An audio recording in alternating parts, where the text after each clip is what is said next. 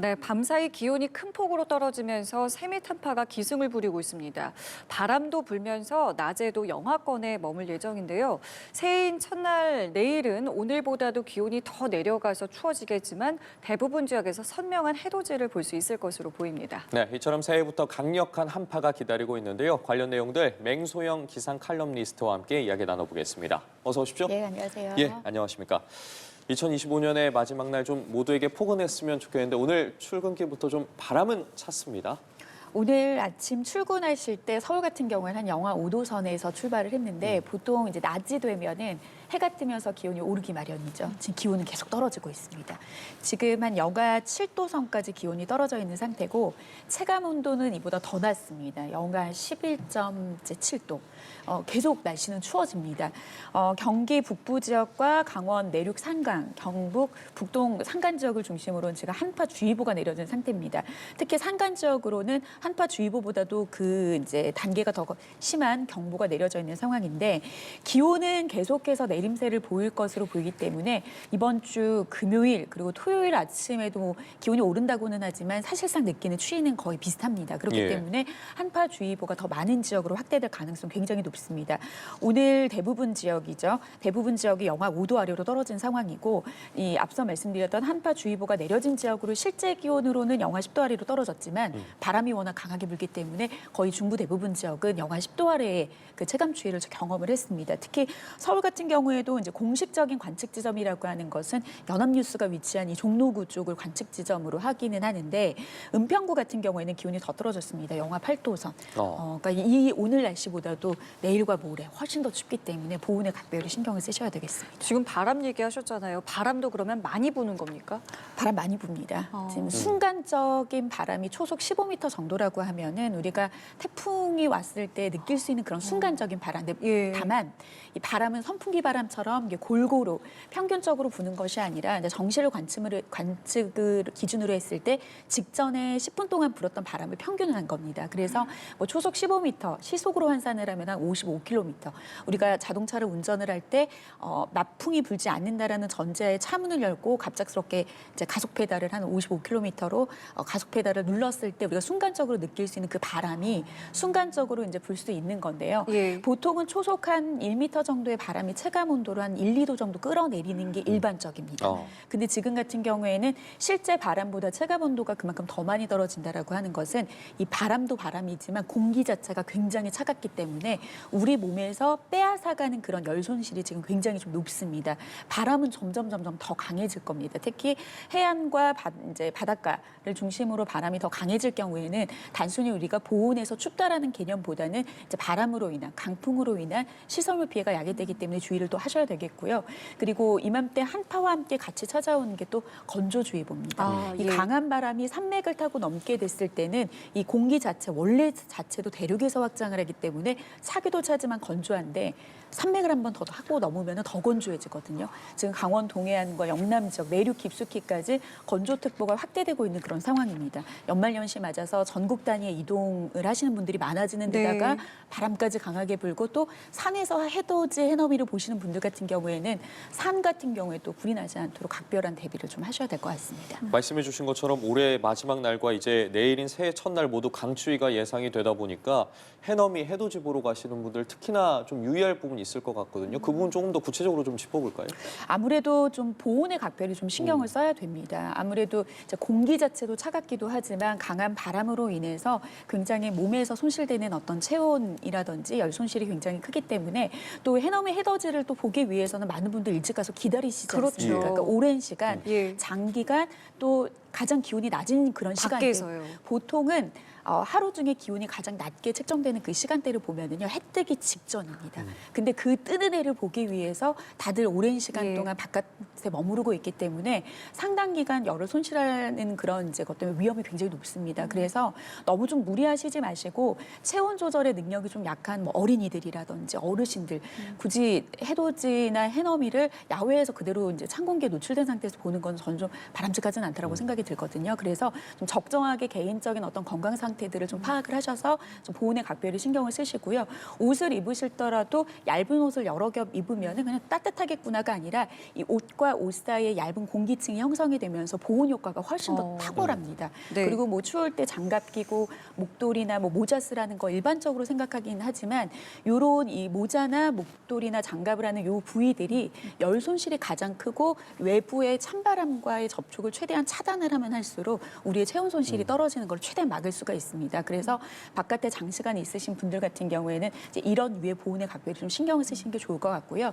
보온뿐만이 아니라 이렇게 찬 공기가 확장을 했을 때는 보통 찬 공기는 고기압을 만들기 때문에 날씨는 맑습니다. 근데 지금 호남 서해안과 제주도 지역, 울릉도 독도 지역으로는 눈비 소식이 지금 전해지고 있는데요. 찬 공기가 바다에서 눈구름을 만들면서 내륙으로 유입시키면 이 주변 지역으로는 눈비 소식이 좀 있습니다. 예. 기온이 낮은 상태에서 내린 양이 중요한 게 아니라 빙판길이 되고 결빙될 가능성이 굉장히 높기 때문에 전국 단위로 이동하시는 분들은 보온뿐만 아니라 이 차량으로 인한 그런 이제 교통사고 발생하지 않도록 각별히 주의하셔야 될 것 같습니다. 워낙 춥기 때문에 이제 여러 말씀해 주셨는데 사실 저희 연합뉴스 TV에서도 이제 해넘이 해돋이 또 실시간으로 보여드리니까요. 이 부분도 참고해 주시면 좋으실 것 같고요.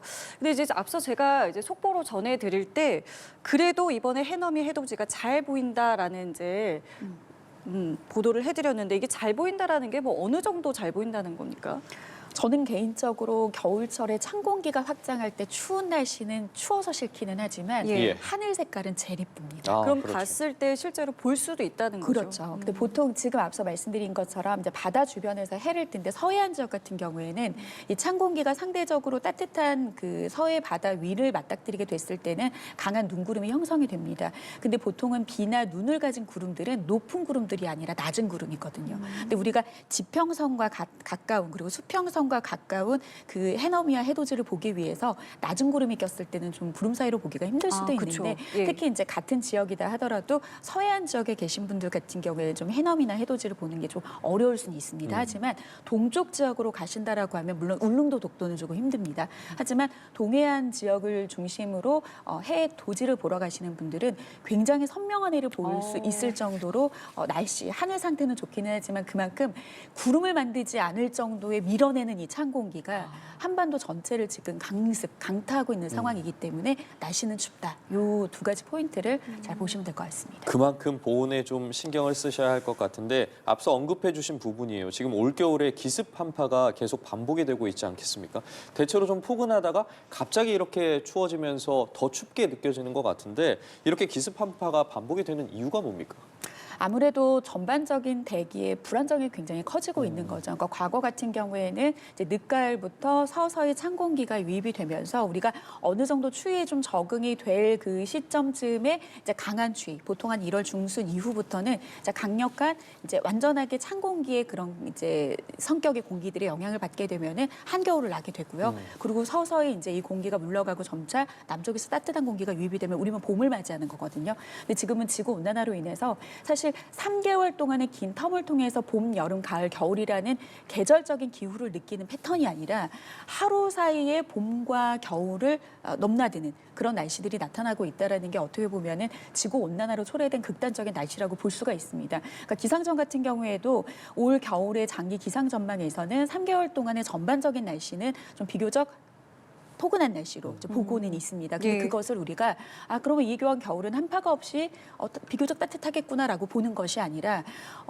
이런 부분들을 어떻게 설명할까 고민했는데 5 더하기 5도 평균은 오거든요. 그런데 0 더하기 10도 평균으로 겉보기로 말씀을 옵니다. 그러니까 이제는 기후를 분석하는 패턴에서 겉보기 형태 보는 것보다도 상세하게 이 평균값이 어떤 수치에서 나타나고 있는지에 대한 걸 봐야 되는데 이번 겨울 같은 경우에는 극도로 따뜻한 날씨도 있을 거고요. 극도로 차가운 날씨도 있을 거기 때문에 그 안에서 전반적인 겨울은 비슷해 보이기는 하지만 이렇게 기온차가 큰 날씨의 겨울이 앞으로도 나타날 가능성 굉장히 높습니다. 근데 추위 자체도 추위 자체이지만 이렇게 극한의 날씨를 우리가 짧은 기간에 맞게 될 경우에는 적응력 파급력이 굉장히 떨어지기 때문에 맞습니다. 상대적으로 횟수는 적더라도 추위의 강도가 굉장히 강했다.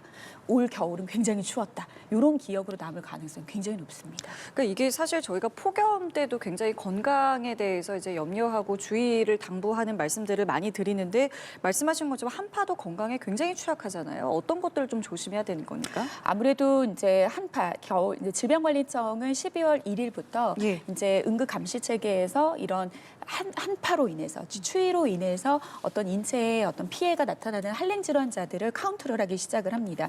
지난 12월 1일부터 카운트를 했었을 때 28일까지 신고된 한랭 질환자 수는 벌써 100명에 도달했습니다. 오. 이 가운데서 예. 3명이 사망한 것으로 나타났는데요. 특히 지난 그 성탄절 연휴 때에도 한 분이 안타깝게 이 추위로 인해서 사망한. 그러니까 앞으로 이런 이제 기습 한파가 다가오게 될 경우에는 이제 한랭 질환자 수도 훨씬 더 늘어날 겁니다.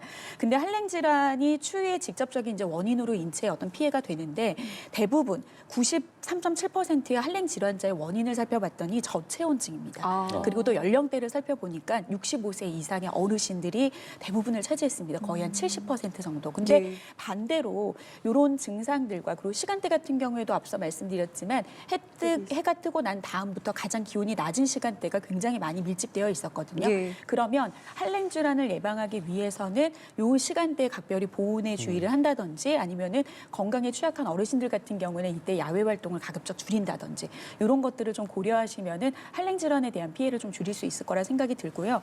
그리고 무엇보다도 이제 여름철 같은 경우에는 온열 질환자도 만만치 않게 늘어나는데 예. 사실 온열 질환자 같은 경우에는 땀이 나거나 통증이 강하게 오기 때문에 내가 지금 어떤 더위로 인해 인체에 무리가 있다라고 느낄 수가 있습니다. 그런데 이 추위로 인해서 무리가 오는 한랭 질환자 같은 경우에는 이 추위에 대한 감각이 좀 약간 무뎌지면서 그렇군요. 그렇죠. 우리가 동상 거의 직전까지면은 거의 이렇게 통증이 거의 없을 정도 이런 증상들이기 때문에 많은 분들이 내가 지금 저체온증 혹은 동상의 직전 한랭 질환의 지금 초기 증상을 보이고 있구나 이런 것들을 많은 분들이 좀 인지하지 못합니다.